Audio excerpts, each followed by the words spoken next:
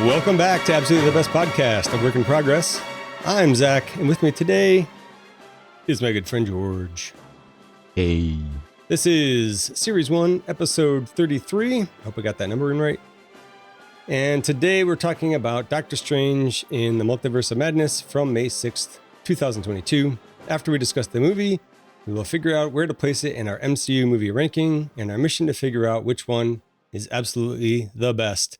You know, I think we can just go ahead and say we've already figured it out. It's already Endgame and Infinity War. Whatever. But we got to keep going. You mean the best in posterity, or what do you mean? The best of the MCU. Like, oh yeah. Of everything that's been released, nothing is coming close, right? We'll see. So far. So far. Could be wrong. Maybe in the future there'll be something else. But anyways, I'm excited for Doomsday. Yeah, and I totally Secret am. Wars, or whatever they're calling the next two. Yeah, I totally am. I do have hope. I hope not too high hopes, but but I do want to finish out the series and keep it going as the movies come out. But I always feel like I need to read that thing because I have OCD. As a reminder, we assume the listener has seen the movie before, and of course, there will be spoilers. It's also our podcast-thon episode, not podcast-a-thon, but podcast-thon. Podcast-thon is about raising awareness for as many charities as possible by dedicating one episode to the charity of your choice. Or in this case, our choice. For podcast-thon, George and I have chosen the American Cancer Society. I don't know anybody who hasn't known someone to, at the very least, be affected by cancer in one way or another. So I feel like this is a good charity for us to support. And it's one that I have supported over the years anyway. I usually make a few donations a year. And along those lines, George and I will be making, I'm volunteering you for this. George and I will be making, probably by the time this rolls out, probably already have made our tax deductible contributions to the organization. If you want to help us say "fuck you" to cancer, please follow the link in the show notes or visit www.cancer.org to make a donation. You can't miss it. There's a great big red donate button in the upper right corner. Please and thank you. I think that's it for podcast-thon. We'll recap that again at the end real quick. So now, movie memories.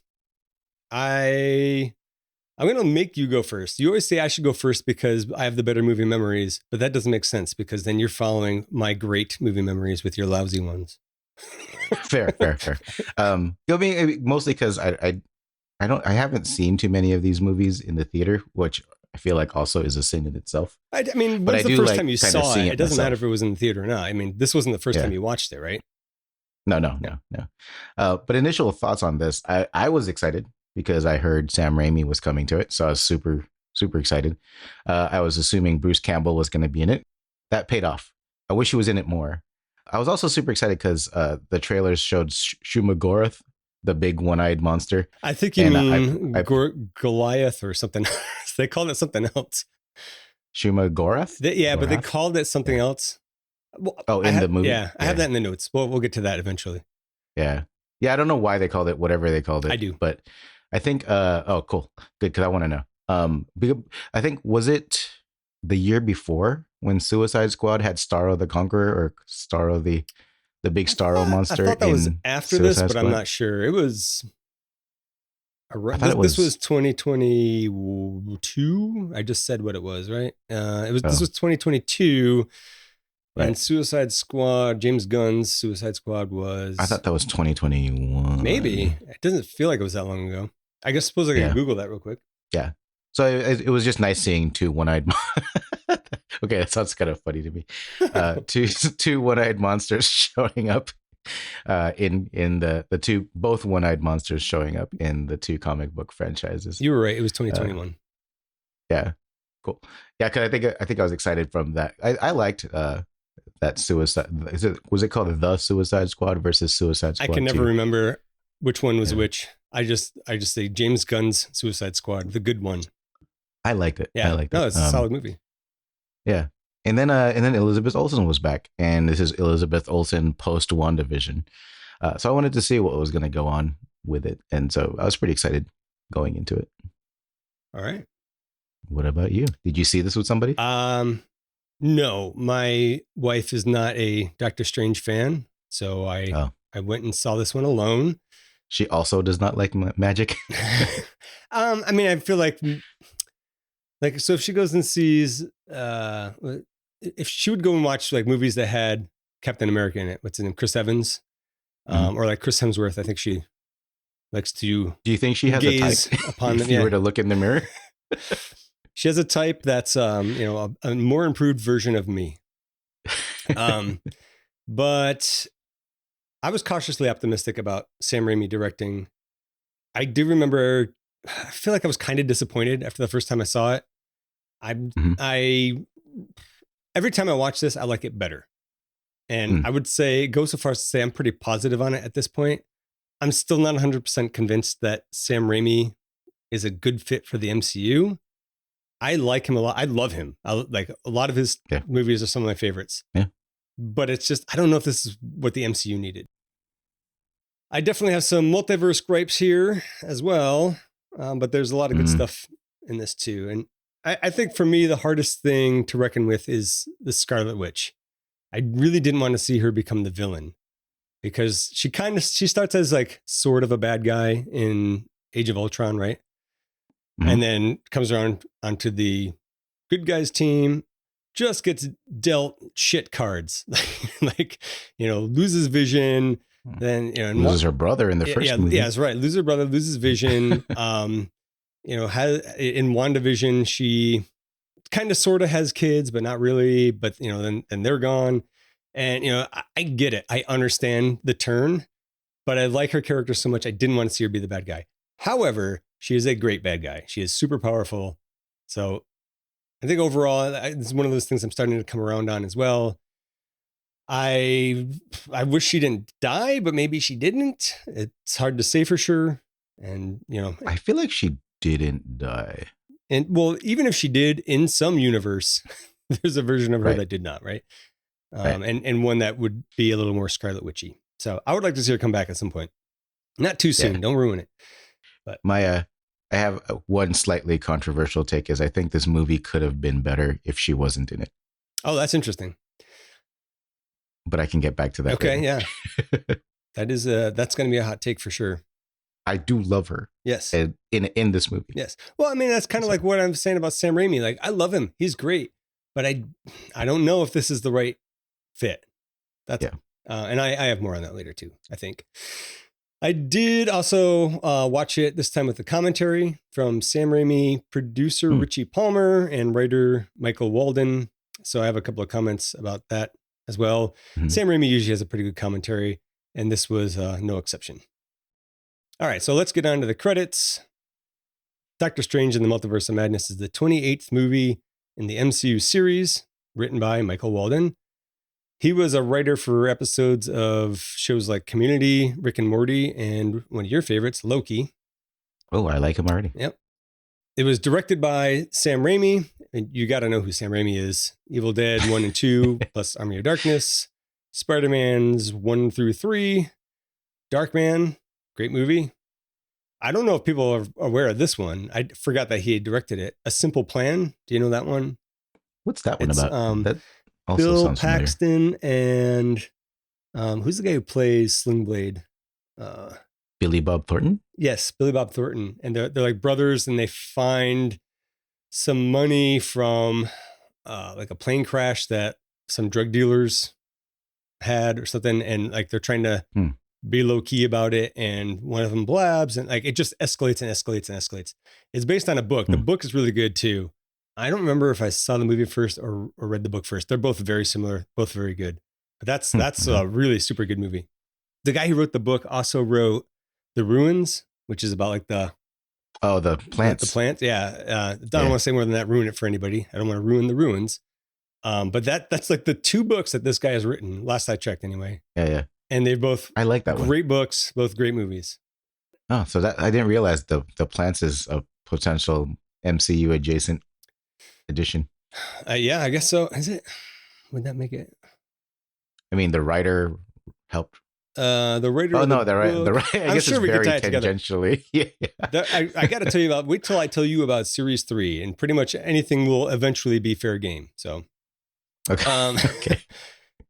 then let's see what else did Sam Raimi do? Drag Me to Hell. That's pretty good. He's got a new one I liked coming. it. Yeah. He's got a new one coming in 2026 called Send Help. It's about 2 people stranded on a desert island, working out some shit. The guy who directed the first Doctor Strange movie, Scott Derrickson, he was originally supposed to direct this, but he left due to creative differences. His main villain was originally going to be Nightmare, who I'm not that familiar with, but it seems like a cross between Freddy Krueger and the Joker. Correct me if I'm wrong on that. I vaguely remember Nightmare as a comic book villain. Also, Jonathan Pangborn was supposed to come back from the first movie. The guy who the guy that had the Benjamin Bratt. Yeah, yes. And Clea was potentially to be introduced. We do kind of get that here with the post-credit scene.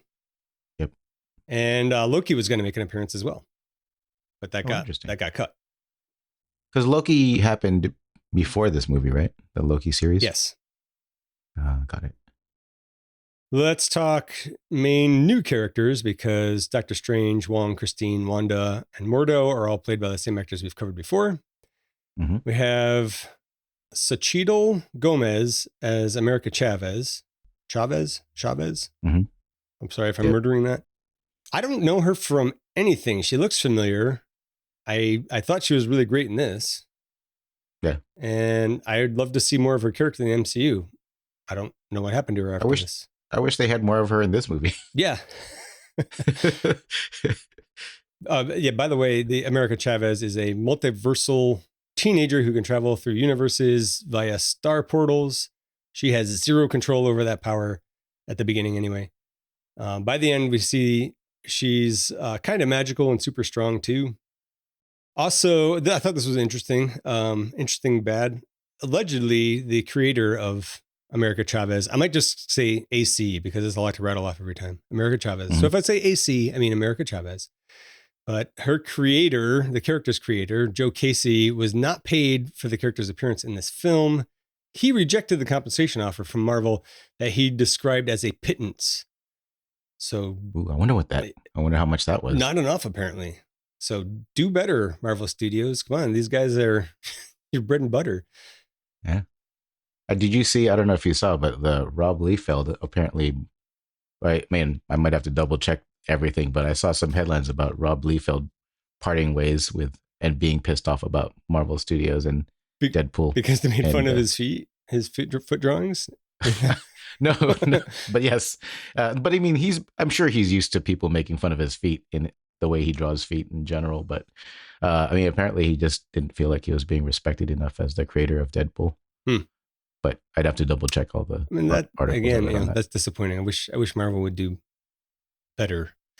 I mean, it's not like they are doing nothing. You know, they are doing quite a bit to bring these movies to life. But you know, where would these characters be if not for the people who created them? Yeah, well, for sure. There's quite a few cameos in this as well, and we'll cover them as we get to them. Unless there's anything in particular you want to say about them now.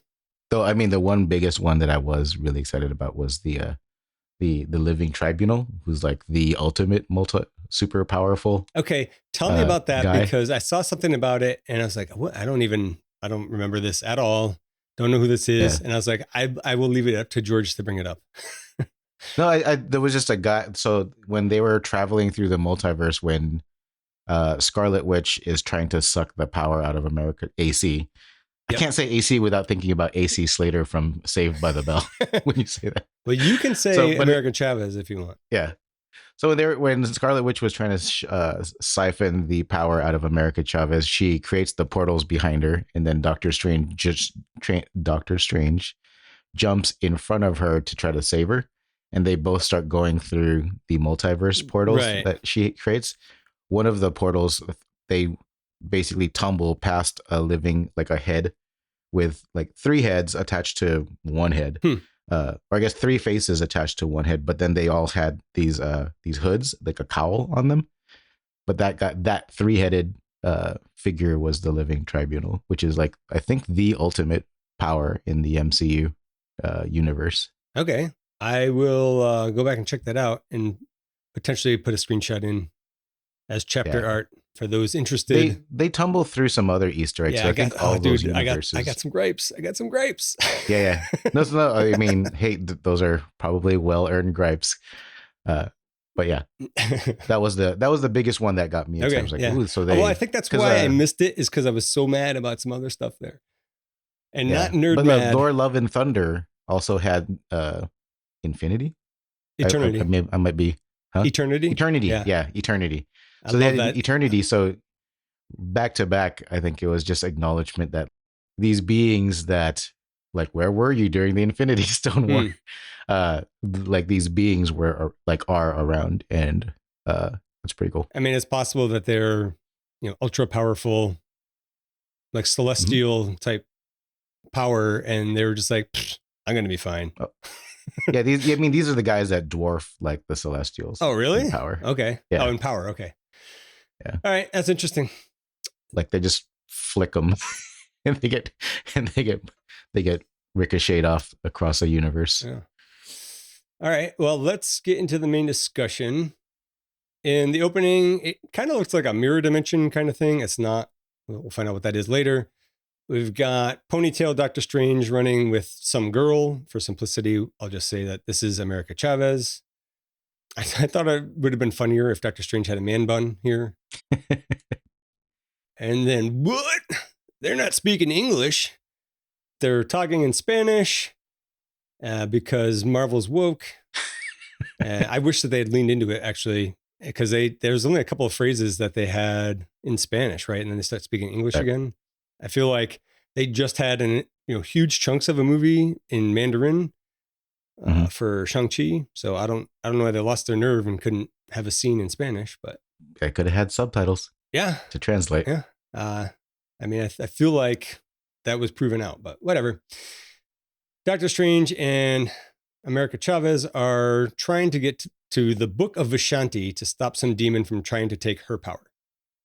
Again, for simplicity, we'll just spoil that her power is to create star-shaped portals between worlds, and she has no control over this power.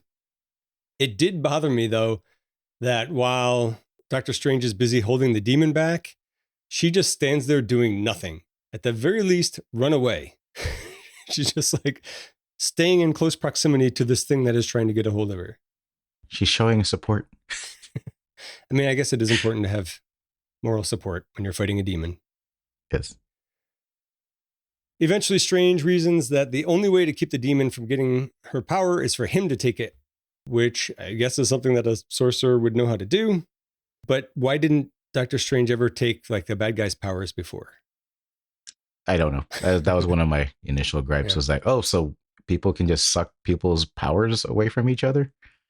I mean, we kind of saw that at the end of the first Doctor Strange, where Mordo shows up and unheals Benjamin Bratt, right? So like whatever power was keeping his back together got taken away. But why did they do that for Infinity War? Yeah, give all of their powers to Cap. Yeah, there's a bunch of different things that could have been done. Yeah. Doctor Strange starts to take AC's power, but the demon pretty much kills him. And now that it's totally free to roam about, she's able to get past it. She's quickly cornered, though, and trapped. But before it can kill her, the not quite dead yet Doctor Strange is able to help her get free. She freaks out, and a star portal opens up behind her. Then she and Doctor Strange go through. P.S. that Doctor Strange is dead now. Then Earth 616, Doctor Strange wakes up from a nightmare. And it seems like that was his dream. And we'll have more on that in a bit. I threw in the Earth 616 because we find that out later. So just as he wakes up in bed, shirtless, mind you, the way George likes it. He clearly has not been training as much as Chris Pratt and everybody else. No, that's why I thought it was interesting. I was like, oh, he's got his shirt off for this. But, Kumail Nanjiani couldn't get his shirt off in Eternals. Yep. So he ends up going to Dr. Christine Palmer's wedding. This is Rachel McAdams reprising her role as Christine, the former love interest. We covered all that in the first Doctor Strange. Part of what I don't like about sequels is that they have to spend so much time going like, hey, here's all the characters from the previous movie. This is what they're up to. That always bothers me because I'm caught up. Why do we have to do this? They're trying to bridge everything on like overly they're trying too hard to bridge everything. Yeah. So it ends up, adding to the runtime, and usually that's about all it's adding to. I don't think that the Captain America movies do that so much, though. Did they? Even the newest one, I don't think they did that too much. Not that I remember. I'm sure that they did some. I'm sure I'm wrong on this. I don't mean to be absolute about it, but I feel like there's nothing in it that stands out to me as doing that. Yeah. At the reception, Doctor Strange hears a commotion outside. This is in New York City. He dons his magic cape and goes to investigate. And there's a big octopus monster going berserk in the city, trying to capture America Chavez, who ended up there for some reason. But go ahead. I was gonna say, before you go on, did you like his whole suit up scene? Where he just jumps off the building. I thought that was pretty cool. Pretty classy move. I really liked it. Yeah. So this is what you were saying. The octopus monster, it's very clearly Shuma Gorath, and I don't mean to be like comic book nerd about it. I don't know anything. I looked this up, and then I looked into Shuma Gorath. It's definitely that. But for some reason, it's called Gargantos. Oh. I don't recall anyone calling it anything, so I'm not really sure how it's known to be called that. Mm-hmm. But apparently there's a copyright issue with the name Shuma Gorath, which it's from Conan the Barbarian originally. Huh. That's what I read. I didn't know. Wow. So that's apparently why they couldn't call it Shuma Gorath, but it is very clearly Shuma Gorath. Also, I thought it was interesting. I didn't get this at all watching the movie, but I read this later and I thought it was interesting. The eye, the giant eye in the middle, is modeled after Elizabeth Olsen's eye to foreshadow that it's Scarlet Witch controlling the beast. Oh, that's sick. That's a really cool idea, except that it very clearly has like an orange iris and her eyes are like blue-green. So I would have never put it together. They did scan her eye, so I'm assuming that all the, I don't know what they're called, all the little lines in your iris, there's a name for it, like the stola or something like that. Rods and cones are in the back of your eyeball. You don't see them. But anyways, you know about the sclera, I think it's called. Yeah, something like that. So I think that is supposed to be based on the ones from her eye. And I wanted to find a comparison picture, but there's no picture I could find of her in high enough resolution to actually be able to see that in her eye. So I tried. Sorry, Majors. And then how psyched were you when Wong showed up? I was psyched. Part of me is just like, well, why don't they just make the movie with, why don't they just call it, I mean, I guess that's why it's Doctor Strange and versus like the Sorcerer Supreme now, since Wong is now the Sorcerer Supreme. But yeah, I'm always happy to see Wong. I would take Wong in every movie. Yes. Eventually, Wong and Strange kill the octopus monster. Strange dealing the death blow using some sort of giant zombie hand spell to spear it in the eye with a lamppost or something. Then the eyeball rips out in a very Sam Raimi kind of way. This is kind of my problem with it, is like every time something like that happens, I'm like, oh, that's so Sam Raimi. And then I'm immediately taken out of the movie. It's awesome, but it takes me out of the movie every time. There's a bunch of those instances in the movie too. Yeah. And I a little bit wonder, so like I was talking about the movies that he directed before, and that one that I was talking about with Billy Bob Thornton and Bill Paxton, a simple plan. Yeah. There's nothing like that in that. It's a straight like thriller drama. And he's done other ones like that too. So I don't know if this was that. Did he want to put this stuff in, or was Marvel like, yeah, do some Sam Raimi shit? I assume it's the former. But... Maybe because this is sort of like a borderline horror supernatural movie. Yeah. More than it is a superhero one. I freely admit I take this too seriously. And he's probably like, people don't take these things too seriously. People just want to be entertained, man. Yes. All right. How far back did your eyes roll in your head with what they're calling sling rings now? Oh, I don't know. I just always hated the idea of sling rings since Doctor Strange 1. Yes, but they're calling them slingies. They kept referring to them as slingies, which is even worse. Oh, yeah. So America Chavez takes Strange's slingy, but he and Wong catch her pretty quickly. Doctor Strange should really be more careful with his sling ring. That's 2 movies in a row that a teenager has stolen his. Is it that easy to just pull a ring off somebody's hand? If you're like this, if you point your fingers out and some right, and you're like literally like, hey, pull my finger, maybe, but why is it so easy to remove? Like, especially if a sling ring, which I think has two. It's got at least Finger- two, yeah, finger holes? potentially Yeah. three. It's basically like brass knuckles. Yeah. Strange thinks that it's strange that he saw her in his dream, and she says that was another universe, not a dream. In the next scene, they're getting breakfast at a diner, and America Chavez gives Strange and Wong a little multiverse primer. I actually like this scene quite a bit. It's pretty funny. Well scripted and well acted. For example, they're talking about Spider-Man. Yes. I was about to ask about that one. We have experience of the multiverse. Most recently, there was an incident with Spider-Man. What man? Spider-Man. He has the powers of a spider. Hence the name. Gross. Does he look like a spider? No, more like a man. Climbs walls, shoots webs. Yeah, bingo. Out of his butt? No. Oh. Well, maybe, I don't know. Honestly, I hope not. Super weird. Yeah. But like, so back to that. So was the spell about forgetting Spider-Man's identity, and that was just it? Yeah, Nobody knows he's Peter Parker. Yeah, people so what still was the Spider-Man incident then? Oh, I don't remember what they brought up. I'm he said was like, I'm assuming the Spider-Man incident was just another thing with maybe with the Captain America shield getting knocked off of the Statue of Liberty. Because recall that everybody in the world had to know that he was there, but only the bad guys showed up. So maybe a news van did show up. We just didn't see it. Because he said that they are familiar with the multiverse because they had the Spider-Man incident. Oh, maybe that was it. Okay. Maybe that was the context. But then how do you have the Spider-Man multiverse incident without knowing that there was a Peter Parker involved?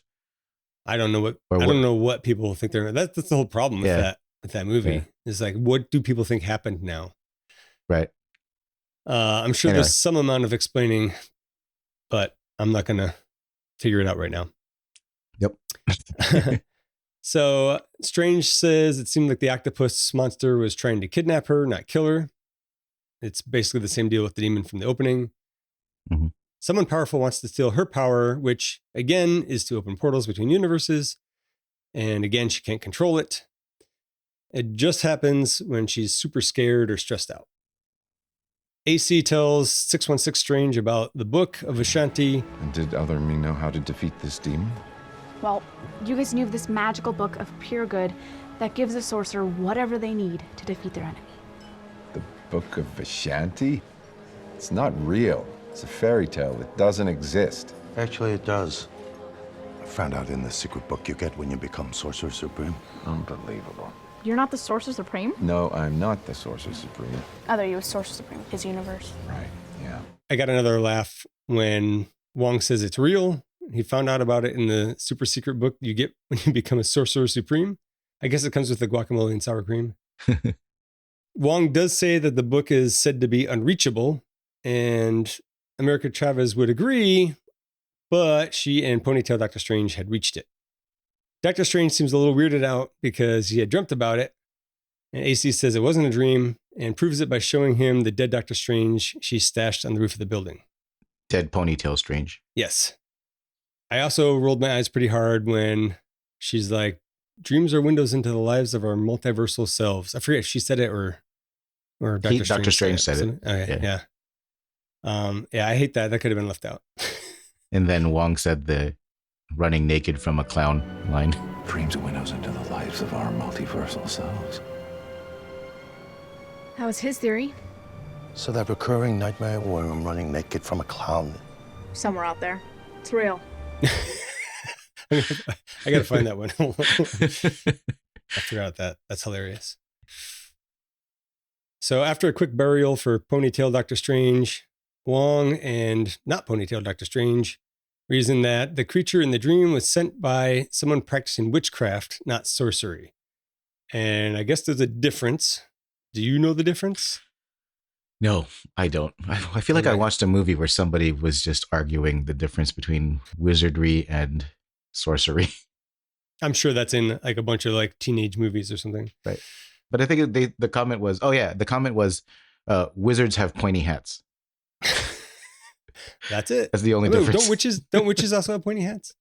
Yeah. Anyways, I did look into it, even though it's phony baloney. Yeah. Sorcerers study to attain their powers, whereas witches are born with it. Oh, That's basically what it boils down to. It's in their nature. Yeah, I still don't know how Wong and Strange could tell the difference, but it's all made up nonsense, so I'll just roll with it. Got it. We smash cut to Wanda Maximoff, aka Scarlet Witch, doing normal parent shit with her kids, but just as she's tucking them into bed, she wakes up from her dream. And it's a pretty classic Sam Raimi shot here, one that wasn't too intrusive, I thought, where the camera's pulling back and rotating as she's laying down and sitting up, and the camera like pulls back and rotates from laying down to sitting up as well. I thought that was really cool. Yep. So it was an appropriate use of the style here. Next, Strange goes to see her while she's out pruning trees in her apple orchard. Botany gripe. I grew up across the street from an apple orchard, so I'm somewhat of an orchardist myself. Orchardist? Yes, that's apparently what it's called. Oh, nice. If Google is to be believed. So pruning the trees that are blossoming is the worst time to do it. It's a great way to spread something called fire blight. You need to wait for the dormant season and then prune the infected branches. Also, I didn't think they looked like apple trees at all. And from the commentary, it turns out that they're cherry blossoms because that was the only thing in bloom at the time of filming. But then Sam Raimi says that all the blossoms were put up by decorators and that they're fake plastic ones. So I'm not really sure. Maybe I misunderstood. I'm thinking maybe there weren't enough blossoms or something. And so they padded them out or something. I'm not sure. That's weird. I kind of feel like they could have just gone full CGI with this because it's all an illusion that Wanda's putting on anyway. So even if it looked a little fake, it would have made sense. Wanda claims that she's put the magic behind her. Doctor Strange talks with her about the multiverse, a girl in trouble, and the demon, etc. Mm-hmm. He asks Wanda for her help, and he wants her to come with him to Camartage, to which she suggests bringing America to her instead. But Strange never mentioned her name. Right. And she realizes her whoopsie pretty quick and drops the illusion. I'm not even sure drops the illusion is the right phrase here, because it seems like she just changed the illusion. It looks like a hellscape. And she called it dropping the hex, which I guess, I don't know what the difference is between. Oh, did she actually say that? Yeah. But I mean, where on earth does a place look like that without being like completely and actively consumed by fire? I don't know. Not around here. I mean, I guess that's the Darkhold magic at work. Right. Which it turns out that Wanda has the Darkhold. And if you saw WandaVision, you already knew that. The Darkhold is a book of the damned that corrupts everything and everyone it touches. I presume that there's useful things inside of it as well. Wanda believes everything she lost can be hers again. And she wants America's powers to go to an alternate timeline where her kids are real. And then she wants to replace that Wanda. So one thing that annoyed me about this scene, as cool as it was initially when I saw it, was, wait, so Doctor Strange was okay with the events of WandaVision happening? You know how she's like, I know, I get it. People were hurt. And he's like, oh, well, I'm not actually here about that. I'm like, really? I mean, I think that the idea was that she's been in isolation essentially. And like, let's leave well enough alone. Right. But then he knows that, for her to have done all that, she would have had to be like crazy, ridiculously powerful. And she's also unhinged. Right. So leaving the well enough alone seems antithetical to even a former Sorcerer Supreme, much less the existing Sorcerer Supreme and his best friend, who maybe the previous. Maybe he suspected Wanda was behind it, and he went under the pretext that he was trying to get her help. I don't know. So also, when he ran into her, he said, "Oh, this almost looks real," and she said, "It is real, like the orchard." Mm-hmm. Does that mean he suspected all of it was fake? That's. I think that's what I'm saying. Like maybe he knew the whole time. So I don't know. There's a lot to be read into that. Yeah. So then Scarlet Witch gives Doctor Strange an ultimatum. He needs to bring her America Chavez by sundown, or the Scarlet Witch will come to get her. Then Wong gets all ominous. Yes. Yes. Because back at Camartage, the sorcerers have an all-hands meeting to discuss the Scarlet Witch. Wong gives everyone the rundown. In case you missed Age of Ultron, Infinity War, Endgame, and all of WandaVision, she is a being of unfathomable magic, and she could rewrite reality as she chooses, which I feel like if that was the case, couldn't she rewrite some children into her life? It's not quite that powerful, but She clearly did it in Westview. yes. She created them out of nothing. Yes. I guess the trick is to keep it going. And that's where the work really comes in. Maybe that's why it failed. Strange says that if Scarlet Witch gets America Chavez's power, she could enslave the entire multiverse. Yes, but I think maybe she just wants her kids. So Wong puts Carmitage on DEFCON 1. Everyone arms up with magic bows. And who is that bull guy? Like the green bull? Oh, he is a character in the comic books. I just don't know. Okay. I looked at is his name Rintra? This is like this Greenford Minotaur. I didn't remember him being in this. I thought that they would do more with him, but he doesn't do anything at all. Yeah, it's just a cameo from Rintra. Yeah. So it's not even sunset, and Scarlet Witch shows up. I guess maybe she was in a different time zone or significantly west of Carmitage. Regardless, she shows up and proceeds to hand everyone's asses to them. I mean, yeah, she was basically putting everybody on performance improvement plans and laying them off. Yes, so to speak. I thought this was a really good display of her power, actually. And I especially like it when she disintegrates that one guy. I think the fight's pretty much over at that point, and he's like crawling on the ground, and she just, he's gone. Mean, I guess I just didn't. What really kind of annoyed me was the weapons that the Carmitage people were using. Mm-hmm. Like there was like that mostly big cannon. Shields. Oh yeah. The thing was slow. It was just dumb. Like she could see that coming and then just kind of dodge really easily. Yeah. The bow and arrows would have been like, why didn't somebody just create like a Gatling gun with magical bullets or something? That would make more sense.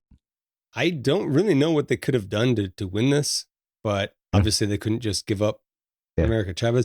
But I don't know. Maybe she knew that America Chavez was there. The smart thing to do, I think, would have been to have America Chavez somewhere else and then pretend like they were trying to sling ring her somewhere else. Yes. Simple solution. Right. So after she's done wrecking almost everyone's shit, Scarlet Witch faces off against Stephen Strange, who plays the old lock you in the mirror dimension card. Yep. Scarlet Witch figures out how to use the reflections to get at people outside the mirror dimension. That was pretty cool. That's more Sam Raimi shit. A bunch of Dutch angles and screaming sounds to go with it. I loved when she actually escaped. That was a very Sam Raimi scene. Yeah, it was cool. Yeah, she eventually gets out. So they're like, oh, she can get through the reflections. So they're covering up any kind of mirror, anything with a reflection, covering up puddles and all that. And then they didn't notice the gong hanging up. And she comes through that. I thought that was really cool, actually, when she comes through it. It's a little bit like in The Ring when Samara comes through the TV. And the contortions and everything. Yeah. Yeah. And kind of like the jerky movement of it. Yeah. That was good. When she gets through, she has a good line here as well, where she says, every night it's the same dream and every morning the same nightmare. Yeah. Something like that. Makes you feel for her a little bit. She has a lot of interesting lines like, oh, aren't all children born from magic? And like stuff like that. I'm just like, oh. That is an interesting line. I'll give you that. Strange and Wong fight Scarlet Witch, but they're no match. And she begins to suck America Chavez's power away. But it turns out that having your power sucked away is a big stressor. And AC's star portal activates.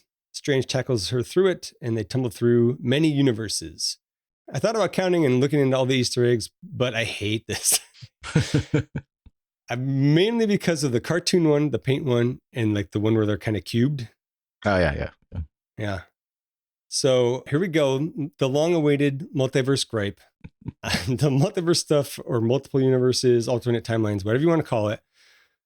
All of it seems like an excuse to use whatever wild, usually dumb idea that writers have. So those three universes, the cartoon one, the paint one, and the cubed one, why would those exist? Any universe would still need to obey basic laws of physics and have some kind of working biology. And I know someone out there is going, what if physics and biology work differently in other universes? Then it's not compatible with this one. So then Dr. Strange and America Chavez should be dead for having been in there for even a second. Right. So I hate that so much. It really irritates me. I'm positive I am in the minority here. Yeah. That's why I don't like multiverse stuff. I think the only thing in defense of those scenes was that I think a bunch of them were referenced from What If, because What If has a bunch of like different realities. Oh yeah, That's I the only knew. reason. Well, Yeah. at the time, the very first time I saw it, I didn't know, but I knew shortly after that it was like, oh, it's it's a reference to this style of comic or whatever, and like, cool. Don't put it in the movie because it's dumb. It doesn't work. You are taking me out of it. It just, I don't, that irritated. They could have done something else with it. I don't know. Maybe Right. There's no way to one-to-one translate your existence in one multiverse to another. Well, and then like, so why would they look different in a different universe? If anything, they should be discorporealized, or they just be ripped apart. Yeah.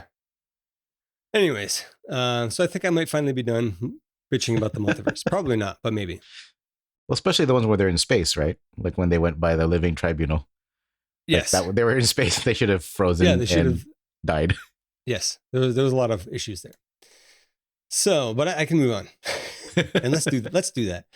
So they're in the alternate New York City, and as he should, Strange immediately wants to go back to rescue Wong, but America Chavez can't open portals on command. Mm-hmm. I don't think I would trust her to get me to the right universe either. I mean, they got lucky that they stopped traveling in a universe compatible with their biology. Yes, that's a great point. Strange has a good suggestion. Maybe the America Chavez of the universe they are in knows how to control her powers. But AC throws cold water on that pretty quickly, saying there's only one version of herself. She's looked, but there are no others. She never dreams, and that's how she knows. I still think that's dumb. That sucks, not dreaming. Sucks not dreaming, but also like, I don't know. I just thought that was the whole dream reasoning thing. I didn't like it. Strange also accepts the fact that even if they could get back, they have no way of fighting Wanda. And then America suggests finding the other Doctor Strange to help find the Book of Ashanti. Mm-hmm. They set about to find the New York City sanctum in the universe that they're in. I do like the small multiverse changes here. The traffic lights look different, and like red means go, green means stop. Right. That's all totally acceptable.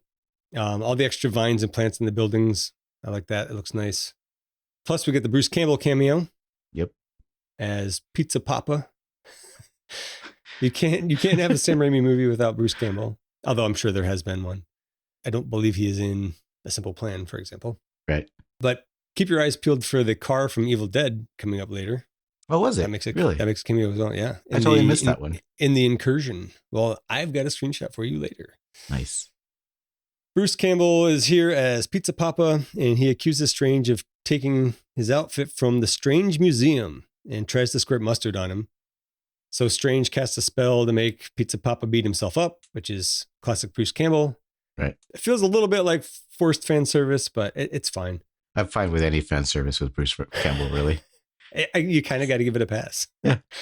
But it would have been fine left out too. Although then they would have had to find out about the Strange Museum in a different way. Yep. There is a slightly extended version in the deleted scenes. It's like 10 seconds longer. Oh, really? I don't know why they cut that out. They could have left that in. It made almost no difference. With Bruce Campbell? Like that interaction? I think he just like beats himself up a little longer or something. Or maybe there's like one or two more lines exchanged. It was so minuscule. Right. And it's, and how much longer it was. They walk past the place called Memory Lane that lets you replay your memories. Doctor Strange has one that doesn't really matter. I don't remember what it is. It's the like dinner with Christine, and she gives him the watch, right? Yes. All right. So I guess that's kind of important for later if you didn't know about the watch from the first movie. Yep. Well, yeah, and then later the watch becomes super important. Yes. So I guess that's why they had that in there. And then America's memory lets us know about when she was young. And what? She's got two moms. It happens. So she's out in a field with her moms in some utopia world. Looks nice. And she gets freaked out by a bee. So I guess it's not totally a utopia. She gets freaked out by a bee and accidentally warps her moms to another universe. And then she warps herself somewhere else, presumably. And that's kind of dark. I like it. Yeah. It's quite the origin story. Yeah. Oops, I zapped my family away. Yeah. Then let's see. Dr. Strange and America Chavez arrive at the Museum of Strange. According to the plaque on the statue outside, it was built in memory of Dr. Stephen Strange, who gave his life defeating Thanos. Had you also forgotten who the master of this alternate New York City sanctum is? I mean, I'm assuming Mordo. Yes, but 'Cause he I'd was- forgotten. Oh. Like when I saw him, I was like, oh yeah, I was so excited to see him. You know, I was excited. I was excited to see him, but like I assumed it was him after finding out Stephen Strange was dead. I don't know if I would have figured that. Because the mantle has to pass down, right? Right. Yeah, Mordo is the master at the sanctum there. He seems genuinely happy to see Doctor Strange, which was weird for Doctor Strange because of the events of the first movie. Yep. Strange gives Mordo the rundown. In return, Mordo tells them how the Darkhold could give Wanda the power to dreamwalk, which is to possess a person or creature in another universe to pursue one's enemies from afar. Conversely, the Book of Vishanti is the Darkhold's antithesis, and it can give a sorcerer the power to defeat such a foe. But turns out Mordo drugged them both because they are the threat to his universe, not Right. Scarlet Witch. Somehow did not see that coming when they were sipping on their tea.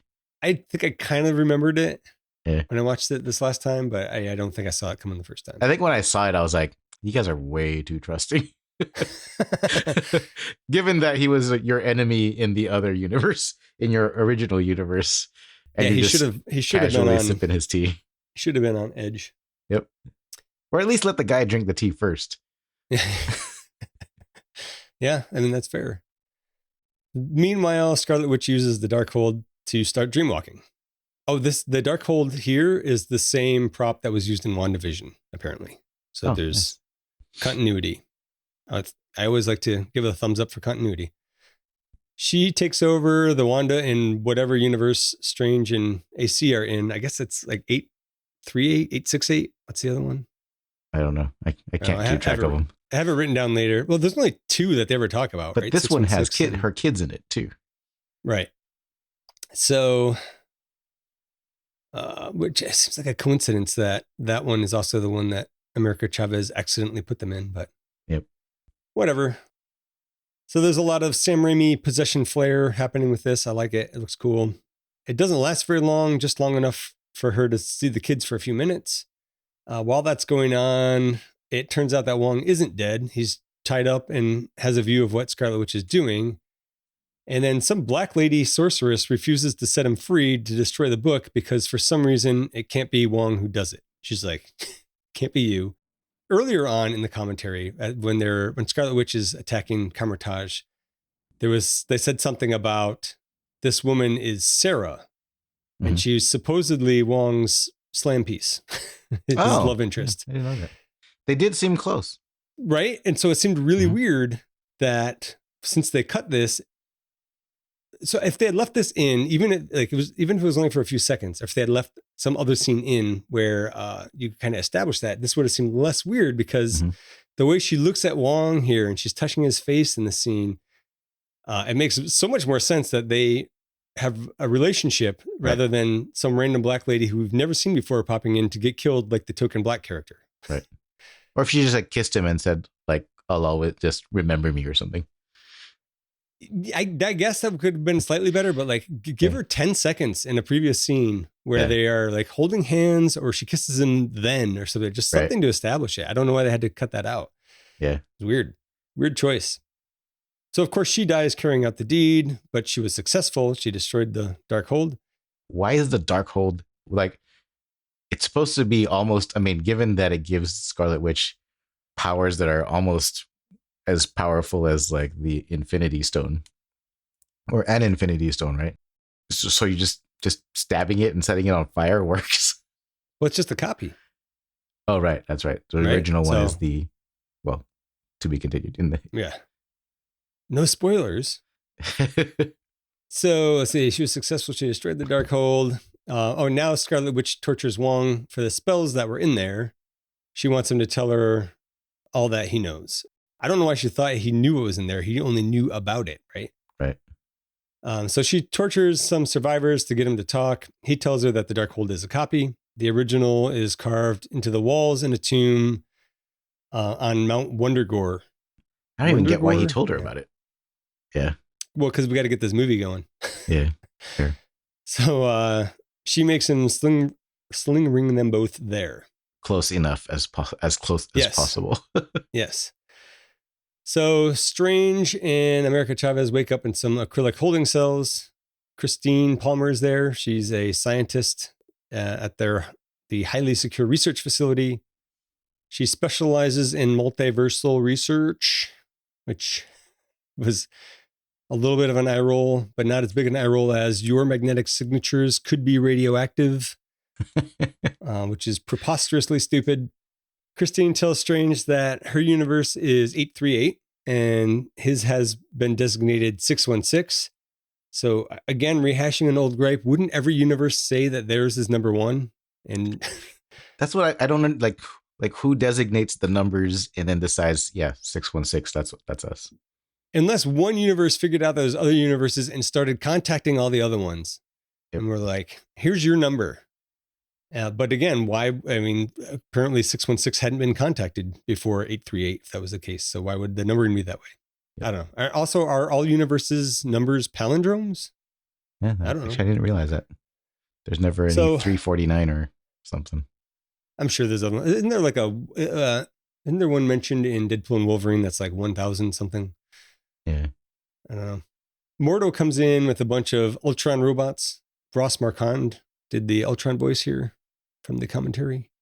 He's the guy who did the voice of Red Skull on Vormir. Mordo tells Strange that the Illuminati will see him now and leads Strange out of the room. Meanwhile, Wong and Wanda pop into Mount Wondergore, and I don't love the name, Mount Wondergore. In the tomb, 3 big beasts bend the knee to Scarlet Witch. Is there 3 or 4? I feel like there's 4 later.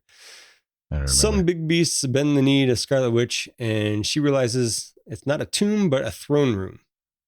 Oh. Then the movie cuts back and forth here between what she's up to and what Strange is up to with the Illuminati.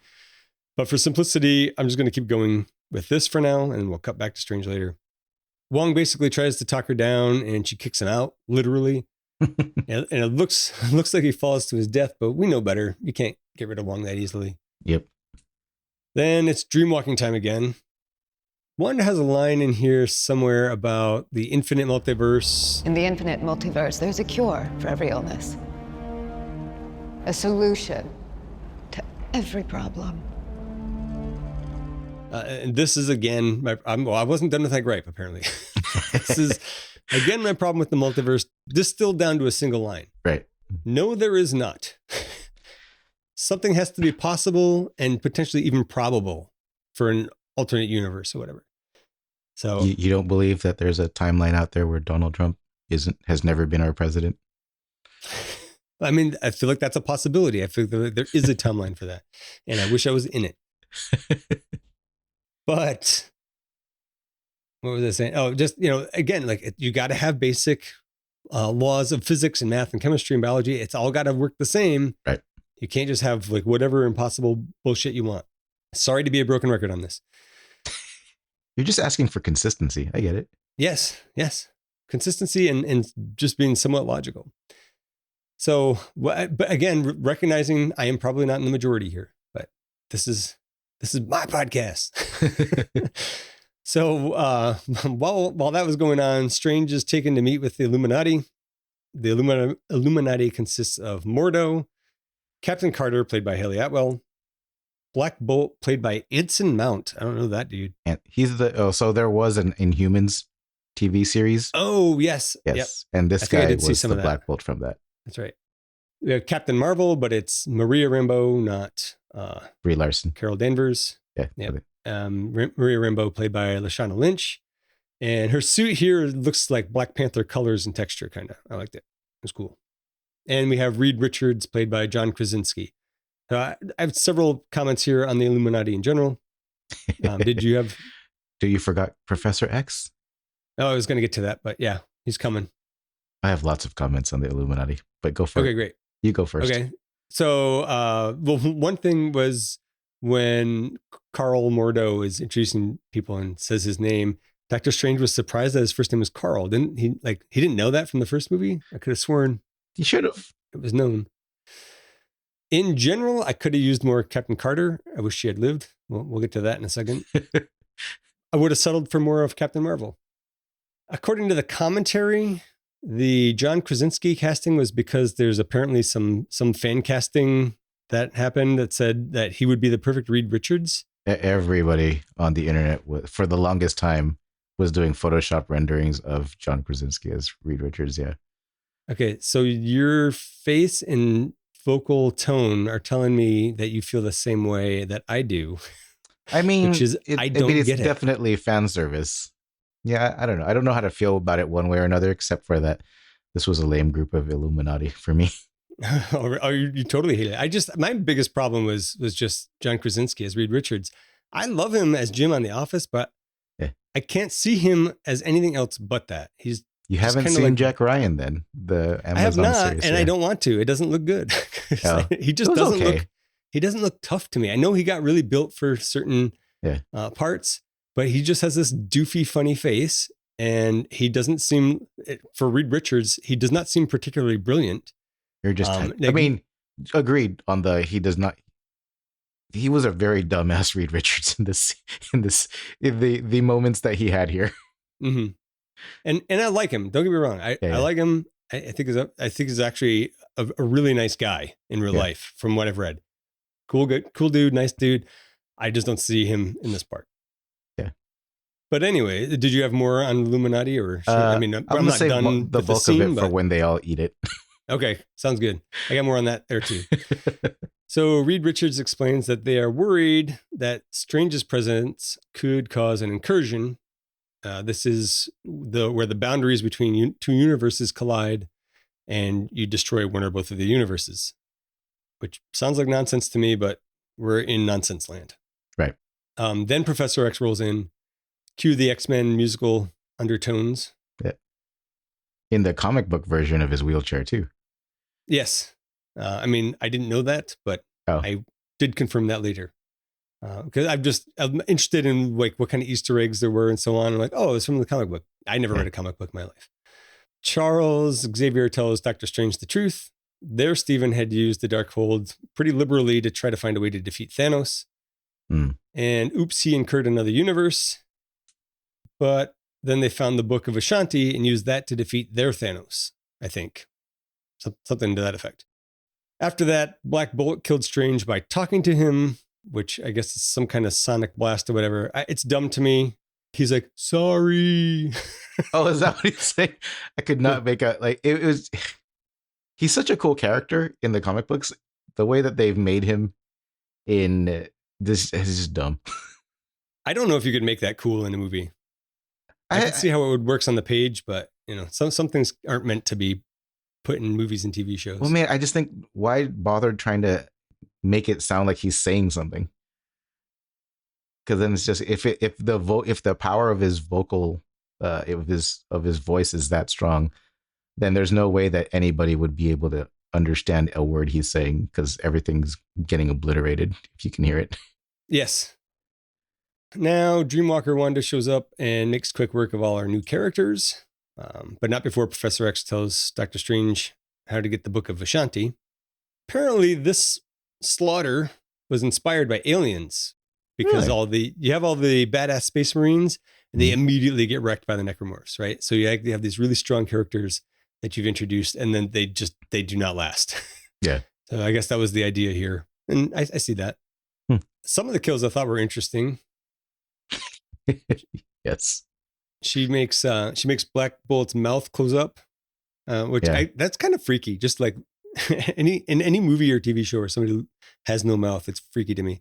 Like like Neo in the first Matrix. Yes. The effects here were slightly better than that. Yes. But that's what 15 years, 20 something years of effects will do. But she makes Black Bolt's mouth disappear, and he freaks out and screams or whatever, and then that scrambles his own brain. So he's dead. Yep. Reed Richards just kind of gets like spiral, sliced, shredded or whatever. That was okay. Right. And his head pops. Yep. That's pretty satisfying, actually. Captains Marvel and Carter actually put up a fight for a bit, which is nice. Yeah. And I do like it. Oh, I like it so much. Haven't you had enough? I could do this all day. I knew you were going to like that one. I love, like, sometimes it bothers me when they give another character somebody else's line, but man, I like that one. That one worked. Yeah. Turns out she can't. Yeah. Unfortunately, Scarlet Witch cuts Carter in half with her own shield right after that. Then she crushes Captain Marvel under a statue. It's possible that Captain Marvel's not dead, I suppose, because I thought maybe she showed up in the Marvels stinger at the end. Remember? Because it is Lashana Lynch. Yes. But I went and rewatched it, and I couldn't find anything that confirmed it, but it's like her outfit's different, and it looks like it has like 2 stars on it, and she might be binary. Oh. Which is some other superhero I know nothing about. Wouldn't that have been that universe's?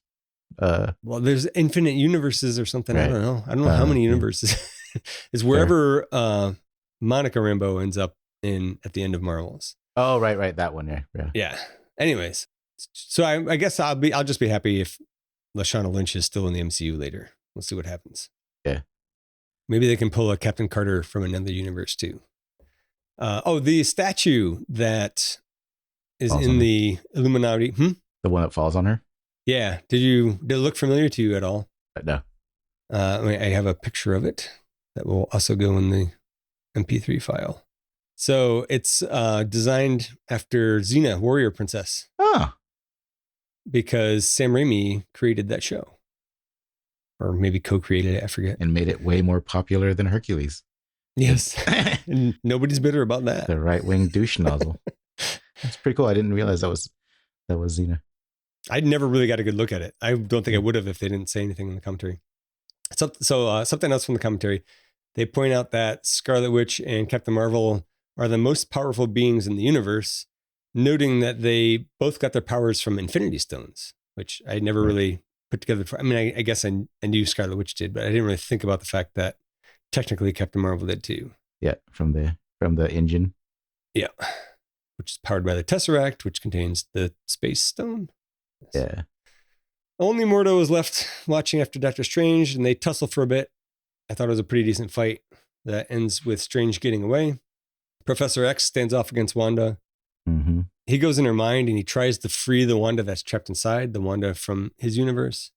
I really like that she's trapped under rubble and there's air raid sirens going off in that scene. It's a good callback to her story as a kid. But Scarlet Witch creeps up behind him and snaps Professor X's neck in the dream, which kills him in real life. Yep. I was fully into the movie at this point. It's really good here. Yeah. Did you have more on them getting killed? I thought you said you... No, I just thought it was dumb the way they got killed. Well, that's because I guess that's that aliens setup that they were going for. I mean, it is, but then also, and I know I'm not the only one that saw it, right? Like when she just clearly, they had Doctor Strange explaining, hey, she's like totally lost it and she's coming here because she wants this girl and this girl has powers and she wants this powers because she wants to go to a universe where her imaginary kids exist. Oh, by the way, that universe is this one. Yeah. I don't think he knew that, but she, I think those guys, cause they seem to be familiar with that Scarlet Witch or that Wanda Maximoff in their universe. Right. Cause they were like, Wanda, this isn't you. Like you're possessing somebody else, somebody completely different. But they know that she basically walks through all bloody and after having destroyed all of those Ultron robots, and then they just kind of waltz in and they're like trying to talk to her still and not just like depowering her or doing something to make her think twice about like going up against them. And then Reed Richards is like, Black Bolt with just a whisper can destroy you. And then that's where she's like, oh, well, with what bell? Yeah. You know what I mean? It's just kind of like, just hand her the secret to taking out your heaviest hitter. That it was stuff like that kind of like, oh, you're supposed to be the smartest guy alive in this universe. Yeah, that was not a smart move. I mean, valid points. And I feel like I felt that way the first couple of times I watched it, but the more I watch it, the more I like it, the more I come around on it. Mhm. And so I've just kind of accepted the fact that they get slaughtered. And I don't know, it's pretty cool the way a lot of it happens. But No, it's definitely cool. But also, like, I didn't realize that Captain Marvel's powers could run out, because I think that's what happened in the end, was that she just ran out of juice or something. no, so Scarlet Witch temporarily sucked her powers away, and that's how she beat her. Oh, okay. Which I didn't really get, but that's what they said in the commentary. Oh, okay. So that's the part that didn't come through when I was watching it's it. because she didn't say, now I'm going to siphon your powers away, and then did it. Oh, okay. Because I mean, I saw that her powers were like running out somehow, because her helmet started disappearing piece by piece, like when the nano tech stuff starts getting depowered and stuff. Yeah, Captain Carter, I mean, I saw that coming as soon as she stopped the frisbee in midair. But Captain Marvel, I was like, oh man, they kind of just took her out. And then I was like, well, why, if Mordo, it would have made more sense that Mordo went up against her versus just using him to like watch Doctor Strange, like, because he's magical, and they should have had magic versus magic. That would make more sense. It would have made more sense. And he was their heaviest hitter there. Clearly, since Doctor Strange hasn't been killed by her yet, they should have put that together. Yeah, and then Professor Xavier getting his neck just snapped completely in the psychic plane, where he's supposed to be like the equivalent of the Sorcerer Supreme. Yeah, that was a pretty lame ending for me too, because he was supposed to be like, it was totally awesome the way it happened, but whenever I watch it, I'm like, man, there's no way that Professor X would have been punked out like this. Well, yeah. So again, mixed feelings. It was cool. I liked it. I liked seeing him in it, but it's kind of like, well, was it worth having him in the movie for that? Yeah, yeah. So that's why it's mixed feelings for me too. It's just kind of like they went through all of that fanfare service with the cool wheelchair and like Patrick Stewart and everything, and then it's meh. Yeah, didn't last very long. Yep. Where were we? Oh, so Christine had helped America Chavez escape from her cell, and now Strange catches up to them, and Scarlet Witch is after all three of them. There's a very, very long pause after they shut a tunnel door on Scarlet Witch, and they do this camera push into everyone's face. They do it twice for America Chavez and 3 times for Doctor Strange. There's just these camera pushes, like, ooh, like what's going to happen? Yeah. Like, all right, we get it, Sam Raimi. Also, what happened? Because they closed this gate on her, and then all of a sudden she like pops around from the side. Did she like go around? I didn't understand how she got through there. That was weird. I think it's, to me, I let all of that, I let a bunch of that go, because it's just like, oh, she's the Scarlet Witch. She bends reality now. Yeah. Now that she's out and about. Fair enough. Strange's next move is to flood the tunnel by breaking a hole in the ceiling by punching the ground or something. That also didn't quite track for me, but whatever. That's what happens. And then America Chavez has a line we don't need. She's like, did you kill her? And Doctor Strange is like, no, but it bought us some time. Literally no one in the audience thought that was the end of Scarlet Witch. Right. We did not need that. Then they get to this vault that's supposed to be, that's supposed to house the book of Vishanti. And it has like this crank wheel on it, but I guess that had a spell on it because you couldn't open it easily. Doctor Strange tries to use a spell to open it. And this is where I first noticed that he still has the Eye of Agamotto, and it does something. It doesn't open the thing, but that was the first time I noticed he still even had it. Did you realize that he still had it? I thought I knew that he had the Eye of Agamotto, but I thought that they didn't have the Infinity Stones anymore. It doesn't. He doesn't have it in it. It's just a regular artifact. So I was like, why does he have it? What good is it without the Infinity without the Stone Time inside? Stone? So I meant to actually talk about this earlier. The part with Shumagorath, when it first is like destroying the city, you don't see it, right? Yeah. And then he like goes down to investigate, and then he sees like this bus just get crushed, whatever. He does some kind of spell to reveal the creature so you can see it. And the Eye of Agamotto does something during that spell. And is because of the eye that he was able to see the invisible monster or reveal the invisible monster. Oh, that's the ripple thing that happened when he did like some finger thing, and then there was like that air ripple, and all of a sudden the Shumagorath was visible. Yeah. So I had totally missed that. But I saw the Eye of Agamotto do something here, and then I was like, why does he even have that? And I started looking into it. Then that made sense. Anyways, that was a tangent. Yeah, related though. Yeah. Speaking of tangents, do you think each universe has its own Infinity Stones? It does. Oh, It you does. missed that when you didn't watch Loki. Oh, Yes. okay. The every universe has its own set of Infinity Stones. They're all exactly the same. It's just it varies on who ends up getting their hands on them. So they have to be destroyed in every universe. No. Or when you destroy them in one, they're all destroyed in the others. Not necessarily. Like Okay. one timeline can have their Infinity Stones still safe and kept as away. long as like their Thanos doesn't have them all.